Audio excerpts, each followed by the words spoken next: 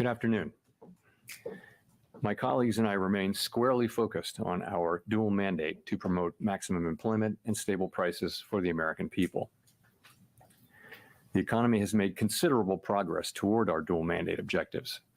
Inflation has eased substantially, while the labor market has remained strong, and that is very good news.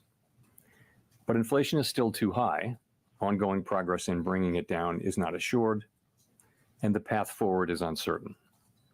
We are fully committed to returning inflation to our 2% goal. Restoring price stability is essential to achieve a sustainably strong labor market that benefits all. Today, the FOMC decided to leave our policy interest rate unchanged and to continue to reduce our securities holdings. Our restrictive stance of monetary policy has been putting downward pressure on economic activity and inflation. As labor market tightness has eased and progress on inflation has continued, the risks to achieving our employment and inflation goals are moving into better balance. I will have more to say about monetary policy after briefly reviewing economic developments. Recent indicators suggest that economic activity has been expanding at a solid pace. GDP growth in the fourth quarter of last year came in at 3.2%. For 2023 as a whole, GDP expanded 3.1%, bolstered by strong consumer demand as well as improving supply conditions. Activity in the housing sector was subdued over the past year, largely reflecting high mortgage rates. High interest rates also appear to have weighed on business fixed investment. In our summary of economic projections, committee participants generally expect GDP growth to slow from last year's pace, with a median projection of 2.1% this year and 2% over the next 2 years. Participants generally revised up their growth projections since December, reflecting the strength of incoming data, including data on labor supply. The labor market remains relatively tight, but supply and demand conditions continue to come into better balance.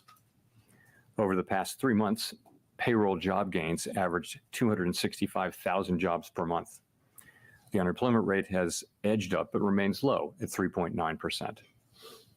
Strong job creation has been accompanied by an increase in the supply of workers, reflecting increases in participation among individuals aged 25 to 54 years, and a continued strong pace of immigration.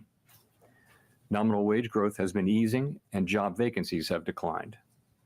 Although the jobs to workers gap has narrowed, labor demand still exceeds the supply of available workers. FOMC participants expect the rebalancing in the labor market to continue, easing upward pressure on inflation. The median unemployment rate projection in the SEP is 4.0% at the end of this year and 4.1% at the end of next year. Inflation has eased notably over the past year, but remains above our longer-run goal of 2%. Estimates based on the Consumer Price Index and other data indicate that total PCE prices rose 2.5% over the 12 months ending in February, and that excluding the volatile food and energy categories, core PCE prices rose 2.8%. Longer-term inflation expectations appear to remain well anchored, as reflected in a broad range of surveys of households, businesses, and forecasters, as well as from measures from financial markets. The median projection in the SEP for total PCE inflation falls to 2.4% this year, 2.2% next year, and 2% in 2026. The Fed's monetary policy actions are guided by our mandate to promote maximum employment and stable prices for the American people.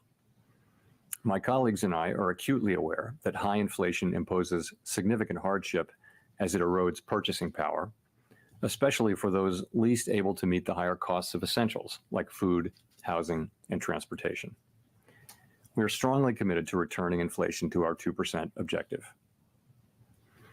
The committee decided at today's meeting to maintain the target range for the federal funds rate at 5.25% to 5.5%, and to continue the process of significantly reducing our securities holdings. As labor market tightness has eased and progress on inflation has continued, the risks to achieving our employment and inflation goals are coming into better balance. We believe that our policy rate is likely at its peak for this tightening cycle, and that if the economy evolves broadly as expected, it will likely be appropriate to begin dialing back policy restraint at some point this year.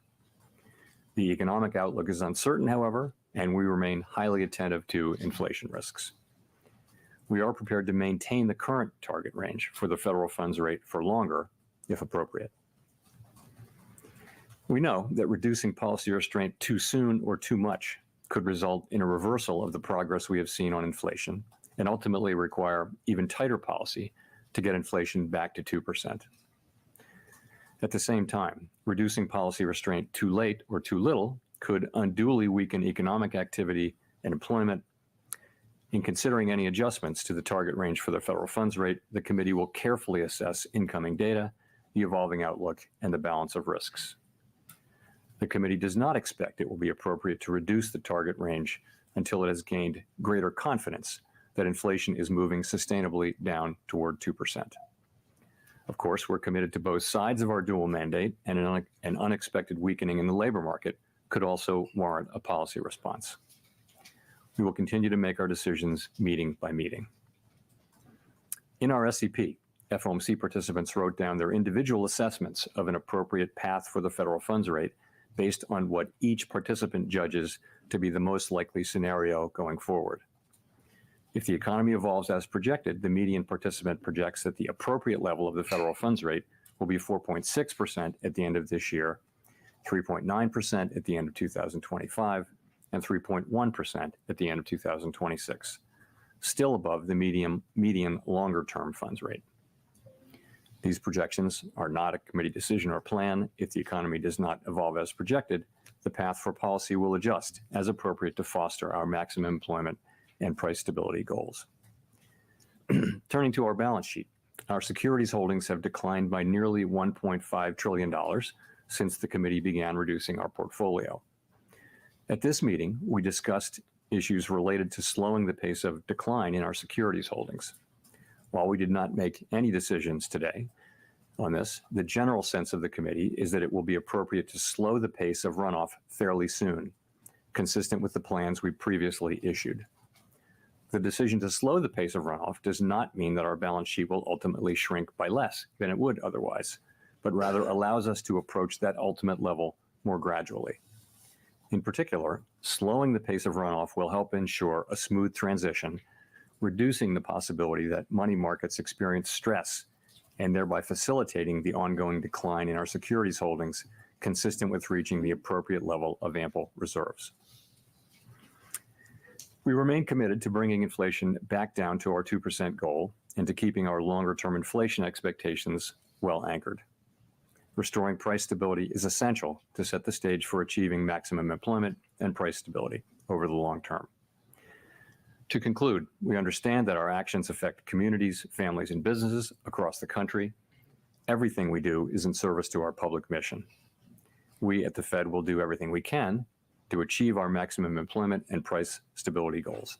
Thank you. Thank you. Microphone, right?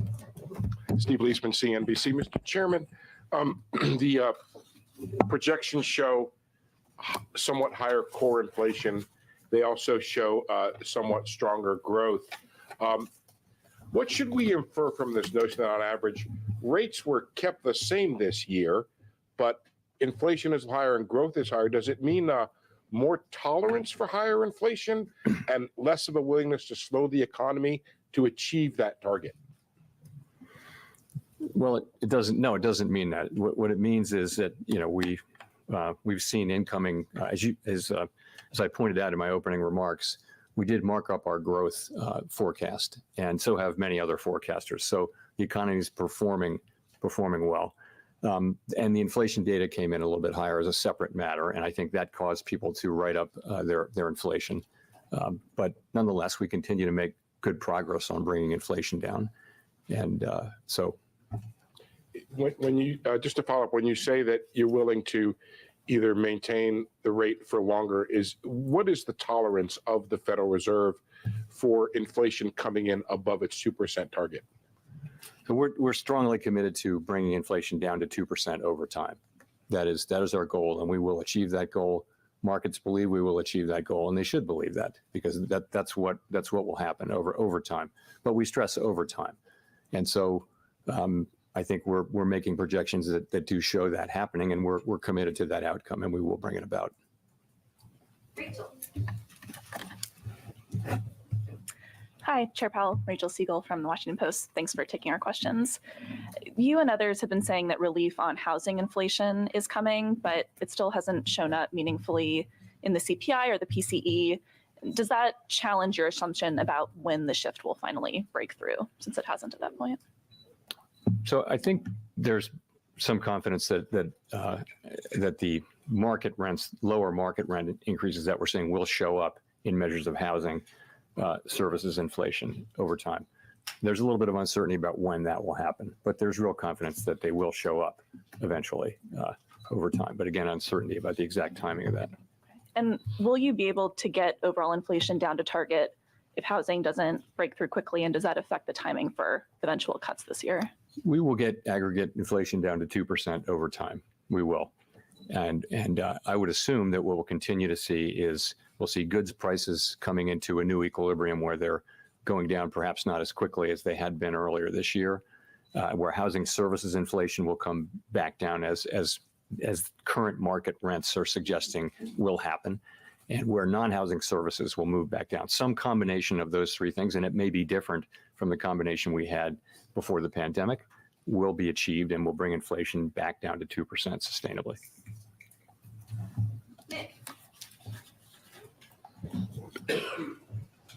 Nick Timmeros of the Wall Street Journal. Chair Powell, during your congressional testimony this month, you said that your test for making the first change to interest rates does not require you to be terribly comfortable that inflation is at 2% because interest rates are well above neutral. At the same time, you said here after the last meeting that the first cut is highly consequential. Can you reconcile these views for me? If rates are well above neutral, why would the first cut be highly consequential? Is that because you anticipate one cut would be followed by one or two more along the lines of the recalibration you made in 2019, which itself was modeled on the mid-cycle adjustment of 1995? It's more, I would put it more in the context of what I said in my opening remarks, that the risks are really two-sided here. We're in a situation where, you know, if we ease too much or too soon, we could see inflation come back.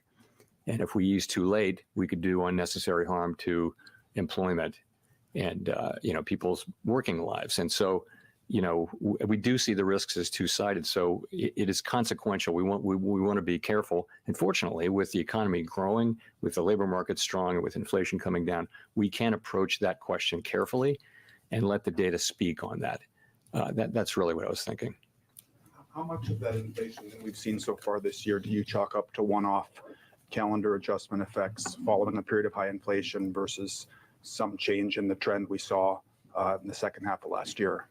So I want to start by saying I always try to be careful about dismissing data that we don't like. So you need to check yourself on that, and I'll do that. But I would say the January number, which was very high, the January CPI and PCE numbers were quite high. There's reason to think that there could be seasonal effects there. But nonetheless, we don't want to be completely dismissive of it. The February number was higher than expectations, but we have it at currently well below 30 basis points core PCE, which is not terribly high. So it's not like the January number. But I take the two of them together, and I think they haven't really changed the overall story, which is that of inflation moving down gradually on a sometimes bumpy road toward 2%. I don't think that story has changed. I also don't think that those readings added to anyone's confidence that we're moving closer to that point. But you know, we didn't. Last thing I'll say is we didn't excessively celebrate the good inflation readings we got in the last 7 months of last year. We didn't take too much signal out of that. What you heard us saying was that we needed to see more, that we could, you know, we wanted to be careful about that decision, and we're not going to overreact as well to these 2 months of data, nor are we going to ignore them.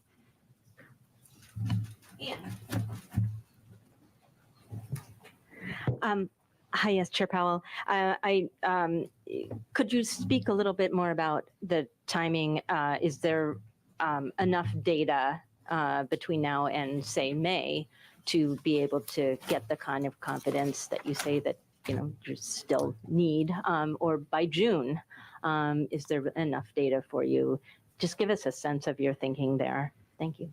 Yeah, so we make decisions meeting by meeting, and we didn't make any decisions about future meetings today. Those are going to depend on our ongoing assessment of the incoming data, the evolving outlook, and the balance of risk. So I really don't have anything for you on any specific meeting looking forward. But just a question of, is there even enough data for you to be able to? We'll take, Sorry. things can happen during an intermeeting period. If you look back, unexpected things. So I wouldn't want to dismiss anything. So I just would say that the committee wants to see more data that gives us higher confidence that inflation is moving down sustainably toward 2%. I also mentioned, and we don't see this in the data right now, but if there were a significant weakening in the data, particularly in the labor market, that could also be a reason for us to begin the process of reducing rates. Again, there's nothing in the data pointing at that, but those are the things that we'll be looking at coming meetings, and without trying to refer to any specific meeting. Chris. Hi, Chris Regaber, Associated Press. Thank you. In the projections, there is an increase in the neutral rate, as you know, and higher rates, a quarter point higher rates projected in 2025, 2026. Can you speak about what might be behind that? Is there a real sense here that the economy has perhaps changed in some way, that higher rates will be needed in the future? Thank you. So you're right, they're pretty modest changes, but you're right, there was an uptick in the longer run rate, and also there's a 25 basis point increase in 25 and 26. In terms of are rates going to be higher in the longer run, if that's really your question, I don't think we know that. I think we think that rates were generally low during the pre-pandemic, post-global financial crisis era for reasons that are mostly, important, slow-moving, large things like demographics and productivity and that sort of thing, things that don't move quickly. But I don't think we know.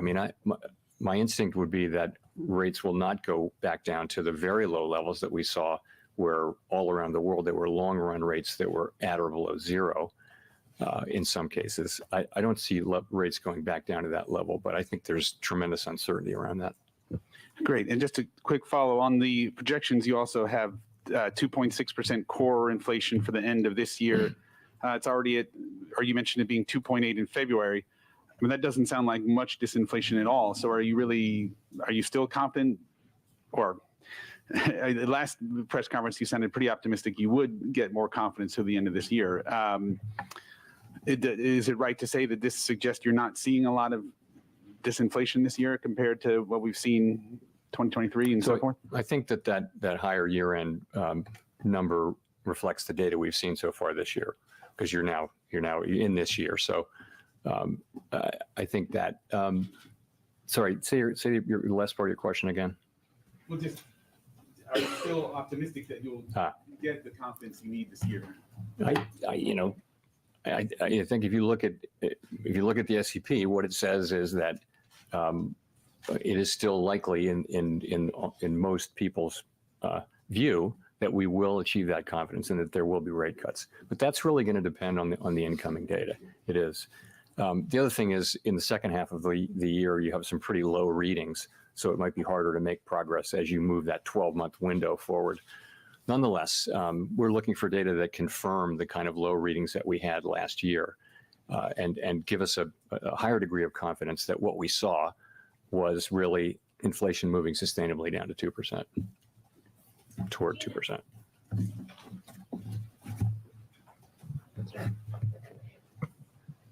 Gina Smilik, The New York Times. Thank you for taking our questions.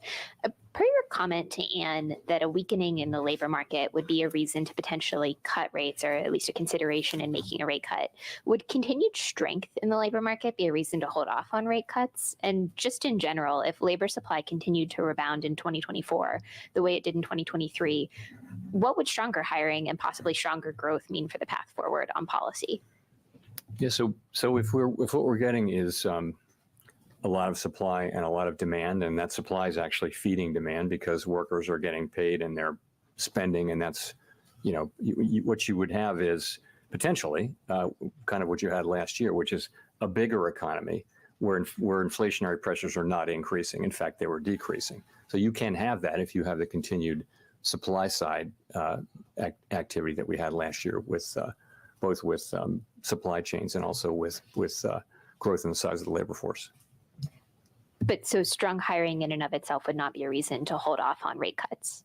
No, not all by itself. No, I mean we saw you saw last year very strong hiring and inflation coming down quickly.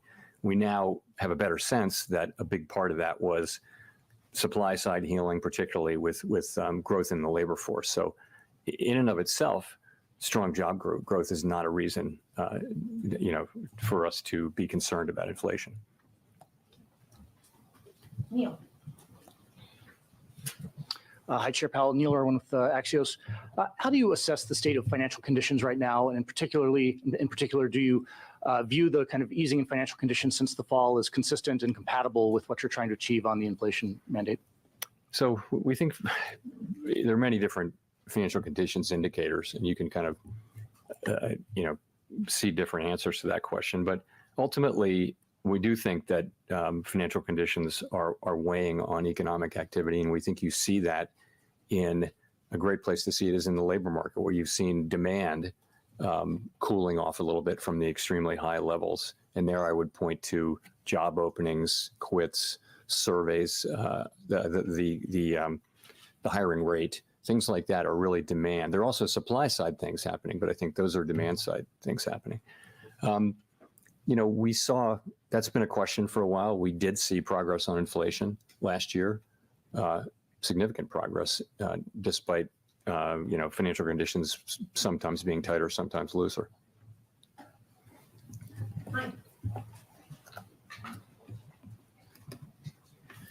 Michael McGee with Bloomberg Radio and Television. Can you give us more color on how the committee is thinking about inflation dynamics now?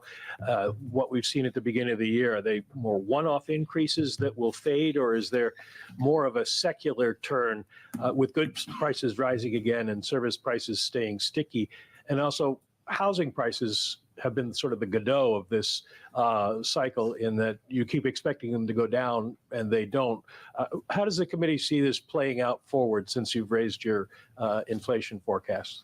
So I see the committees looking at the 2 months of data and asking the same question you're asking and saying, we're just going to have to see what the data show. As I mentioned, you can look at January, which is very high reading, and I think many people did see the possibility of seasonal adjustment problems there. But again, you got to be careful about dismissing the parts of the data that you don't like. So then February wasn't as high, but it was higher. So the question is, what are we going to see? We tend to see a little bit stronger, this is in the data, a little bit stronger inflation in the first half of the year, a little bit less strong later in the year. We're going to let the data show. I don't think we really know whether this is a bump on the road or something more. We'll have to find out. In the meantime, the economy is strong, the labor market is strong, inflation has come way down, and that gives us the ability to approach this question carefully and feel more confident that inflation is moving down sustainably at 2% when we take that step to begin dialing back our restrictive policy. Well, you've talked about the desire to have confidence that inflation is continually moving down. Has the recent numbers we've gotten for inflation data dented that confidence at all? It certainly hasn't improved our confidence. It hasn't raised anyone's confidence, but I would say that the story is really essentially the same, and that is of inflation coming down gradually toward 2% on a sometimes bumpy path, as I mentioned. I think that's what you still see. We've got 9 months of 2.5% inflation now, and we've had 2 months of kind of bumpy inflation. We were saying that it's going to be a bumpy ride. We consistently said that. Now here are some bumps, and the question is, are they more than bumps? And we can't know that. That's why we are approaching this question carefully. It is very important for everyone that we serve that we do get inflation sustainably down. And I think the historical record, it's every situation is different, but the historical record is that you need to approach that question carefully and try to get it right the first time and not have to come back and raise rates again, perhaps, if you cut inappropriately, prematurely. Go to Edward. Thank you, Mr. Chairman. Edward Lawrence with Fox Business. I wanted to ask you, you received a letter from, the Federal Reserve, first independent body, understanding Congress has oversight over that. You received a letter from Senators Elizabeth Warren and Sheldon Whitehouse that said, calling on you to lower interest rates, to cut interest rates, because it says, quote, the potential that it may remain too high for too long has halted advances in deploying renewable energy technologies and delayed significant climate and economic benefits from these projects. So has higher interest rates caused that? Have they? Well, first of all, I respect our, in our system of government, it is Congress that has oversight responsibility over the Fed. We place a tremendous amount of importance on our engagements with Congress and always treat them with great respect. In this case, I would say those are, our mandate is for maximum employment and price stability and the other things that we do. And that's what we're trying to accomplish. We're trying to do that in a way that sustains the strong growth we're seeing, the strong labor market we're seeing, but allows us to make further progress with inflation. That's how we can best serve the public and leave the other issues, which in many cases are incredibly important, such as those you mentioned, leave those to the people who have responsibility for those. There was another letter from 24 lawmakers saying that the higher rates are squeezing the working people. How do these letters affect what you guys are doing policy-wise? We receive these letters with respect, and we write careful responses and address concerns. We listen, again, because we're talking to the people who in our system of government have oversight over our activity. So but at the end of the day, we take that on board, but we have to make our judgments and we have to stick to our knitting, which is maximum employment, price stability, supervise and regulate the banks, work on the payment system, the things that we do. Claire. Thank you. Claire Jones, Financial Times. Thanks a lot for the opportunity to ask a question. As chair of the FOMC, would you want to see unanimity on the committee or something close to it, meaning no more than one dissent before you begin cutting rates? Thank you. We're a very consensus-oriented organization, and we do try to achieve consensus and ideally unanimity. People do dissent. It's something that happens. Life goes on, and it's not a problem. We've always had dissents, and so and you respect thoughtful dissents very much.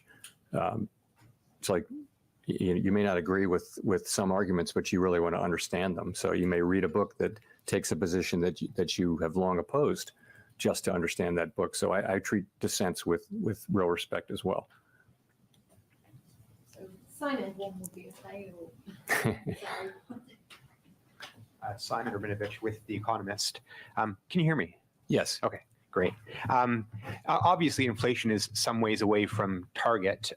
Unemployment, though, if you look at the projection for the full year, 4.0%. In February, we were already at 3.9%, so quite close to the median projection. Are you concerned at all that notwithstanding the very strong jobs growth, that in fact there may be some cracks appearing in the employment market? You talked about a significant deterioration in the labor market being a condition for easing rates. What would constitute that in your books? Thank you. So we, of course, monitor it's one of our two goal variables. We all monitor the labor market very, very carefully, and I don't see those cracks today. And we follow all the possible stories that are out there about there being cracks. But the overall picture really is strong labor market. The extreme imbalances that we saw in the early parts of the pandemic recovery have mostly been resolved. You're seeing high job growth. You're seeing big increases in supply. You're seeing strong wage growth, but wage growth is gradually moderating down to more sustainable levels. In many, many respects, the things are returning more to their state in 2019, which we can think of as normal for this purpose. That's job openings and quits, and surveys of workers and businesses are always interesting on this. You know, how tight is how easy is it to find a job? How easy it is to find a worker? Those surveys have both come down. So the labor market's in good shape. You know, you do see things like the low hiring rate, and people have made the argument that if layoffs were to increase, that would mean that the net would be fairly quick increases in unemployment. So that's something we're watching, but we're not seeing it. Of course, initial claims are very, very low, and if anything, have tracked down a little bit. So watching it carefully, don't see it. And when I say something, I use the term unexpected weakening in the labor market. So, you know, we do expect the unemployment rate to, you know, the forecast is that it would move up, I think, closer to what we see as the longer run sustainable level. That's just people's forecast, individual forecasts. But we're talking about something that's unexpected. That's where I'll leave it, though. Steve. Steve Matthews with Bloomberg. You mentioned at the beginning of the press conference that the committee felt it might be appropriate to slow the pace of asset runoff fairly soon. I'm wondering, is when you say fairly soon, does that mean that the committee would meet about this again in May and a decision could be reached that soon? And I was wondering if you could also just describe the scope of what the committee is discussing here. You're at $95 billion of caps right now. Would that be cut about in half or something in that nature? Thank you. So that is what we're discussing essentially and we're not discussing all the many other balance sheet issues. We will discuss those in due course, but what we're really looking at is slowing the pace of runoff. There isn't much runoff among MBS right now, but there is in treasuries, and we're talking about going to a lower pace. I don't want to give you a specific number because we haven't had an agreement or a decision, but that's the idea. That's what we're looking at. And in terms of the timing, I said fairly soon. I wouldn't want to try to be more specific than that, but you get the idea. The idea is, and this is in our longer run plans, that we may actually be able to get to a lower level because we would avoid the kind of frictions that can happen. Liquidity is not evenly distributed in the system. And there can be times when in the aggregate reserves are ample or even abundant, but not in every part. And those parts where they're not ample, there can be stress. And that can cause you to prematurely stop the process to avoid the stress. And then it would be very hard to restart, we think. So as something like that happened in 19, perhaps. So that's what we're doing. We're looking at what would be a good time and what would be a good structure. And, you know, fairly soon is words that we use to mean fairly soon. And will there be a discussion about returning to an all treasuries balance sheet at some point? So that our longer run goal is to return to a balance sheet that is mostly treasuries. I do expect that once we're through this, we'll come back to the other issues about the composition and the maturity and revisit those issues. But it's, you know, not urgent right now. We want to get this decision made first, and then we can, when the time is right, come back to the other issues. Victoria. Hi, Victoria Guido with Politico. Also on the balance sheet, you know, can you talk a little bit about how the outlook for the banking sector might impact your balance sheet plans? Do you worry that as deposits start to shrink that we could see more turbulence? You know, we'll be watching carefully, but one of the reasons we're slowing down, we will soon enough, fairly soon, I should say, slow down, is that we want to avoid any kind of turbulence. I wasn't thinking particularly about banking sector turbulence, but we had some indicators the last time. This is our second time in doing this, and I think we're going to be paying a lot of attention to the things that started to happen and that foreshadowed what eventually happened at the end of that tightening cycle, where we wound up in a short reserve situation, and we don't want to do that again. And I think now we have a better sense of what are the indicators. It wasn't so much in the banking system as it was around, for example, where federal funds is trading relative to the administered rates, and where secured rates are relative to the administered rates, those sorts of things. We will always be watching the banking system for similar signs, though. Well, is it also because you're not sure exactly how the reserve supply will react once the overnight reverse repo facility, drops nearer at zero? I think we broadly think that once the overnight repo stabilizes either at zero or close to zero, that as the balance sheet shrinks, we should expect that reserves will decline pretty close to dollar for dollar with that. That's what we think. Let's go to Jean. Hi, Chair Powell. Jean Young with M&I Market News. I wanted to ask also about the balance sheet. You said that starting the taper sooner could get you to a smaller balance sheet size. Does that mean you don't have to make a decision on when to end QT at this point? And will you be setting up the process for deciding that sooner, or will you wait until we're close to the end?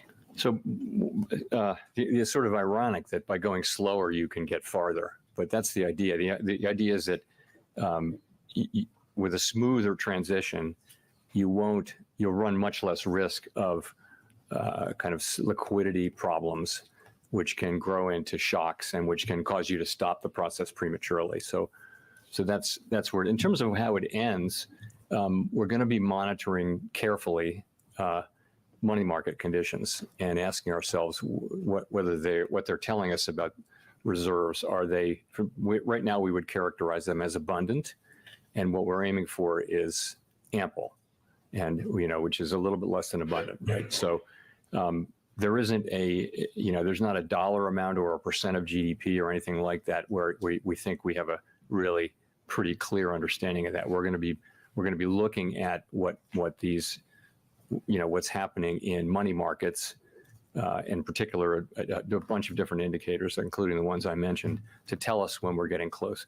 Then, though, you reach a point ultimately where you stop allowing the balance sheet to run off, but then from that point, there's another period in which non-reserve liabilities grow organically, like currency, and that also shrinks the reserves at a very slow pace. So you have a slower pace of runoff, which we'll have fairly soon. Then you have another time where you effectively hold the balance sheet constant and allow non-reserve liabilities to expand.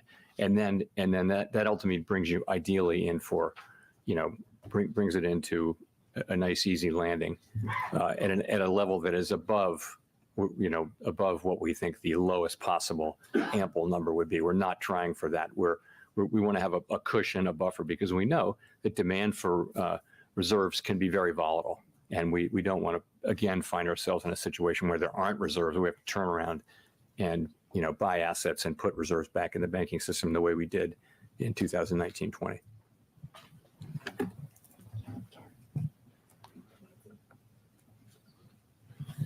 Hi, Nancy Marshall-Genzer with Marketplace. Chair Powell, you said you're waiting to become more confident that inflation is getting to your 2% goal before you cut rates. Can you just sum up more specifically what data you're looking at that would give you that confidence?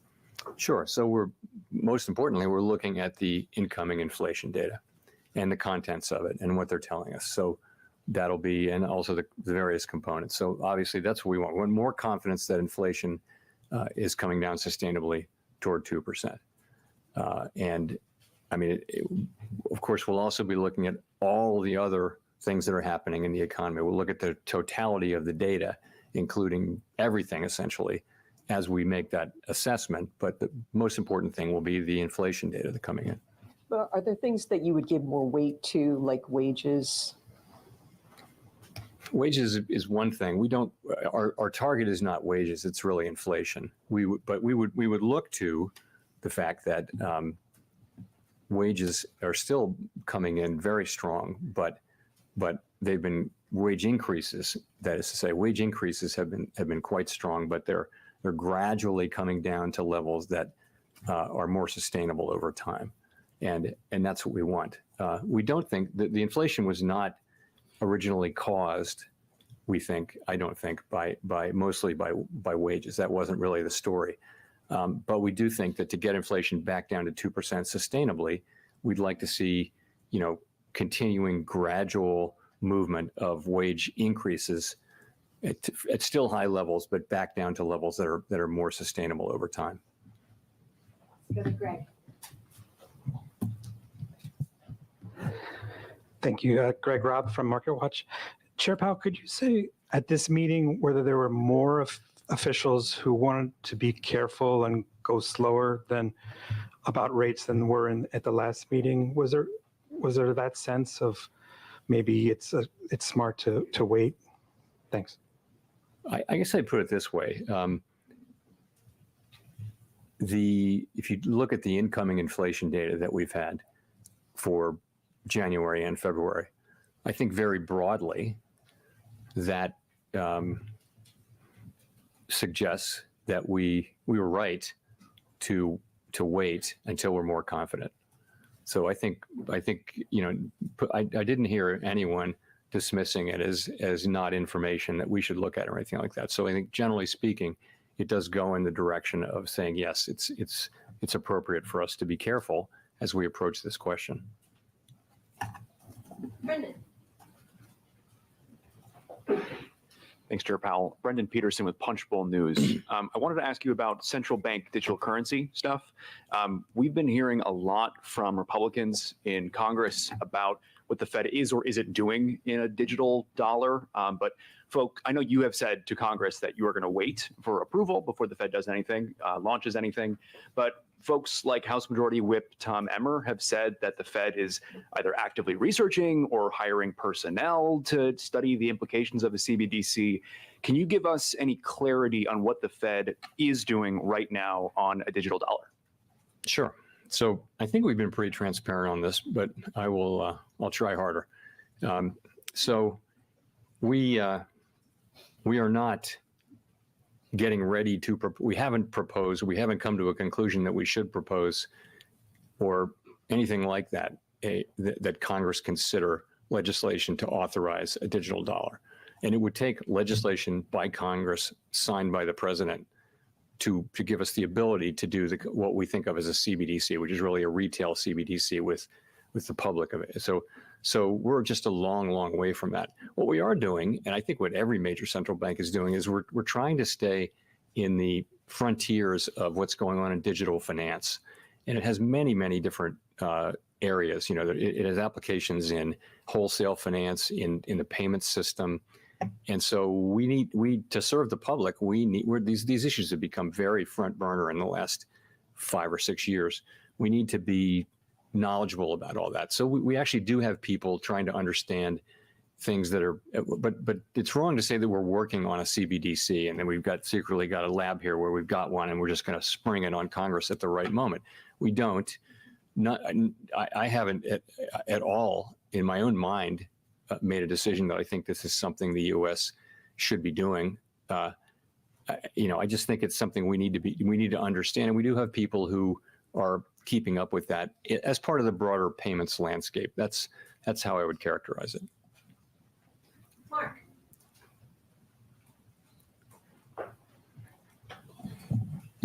Thank you. It's Mark Hamrick with Bankrate. Mr. Chairman, April 27th will mark the 13th anniversary since a Fed chairman began holding regular news conferences. How important has that higher transparency been in your view, both for the proper functioning of the central bank and also in accomplishing your mission? And is there more that you and your colleagues can do on the transparency front, and what might that look like? I generally think, this movement actually started, 30 years ago, when some academics posited that a more transparent central bank, if the public understands your reaction function, the markets will do your work for you. They'll react to the data. And so it all happens that way. And so there's been a march toward greater and greater transparency. And that certainly Chairman Bernanke advanced that. So Chairman Greenspan did, Chair Yellen did. And so we went from four press conferences a year to 8. So now every meeting really is live now. I think that's a good innovation. I wouldn't want to turn it back. We also have done a bunch of other things. We have an annual supervision report, financial stability report. There's a long list of things that we've done. I think nothing comes to mind as really desperately in need of doing at this moment. We're very transparent. We have no shortage of FOMC participants speaking to the public through the media. And so that channel is full, I would say.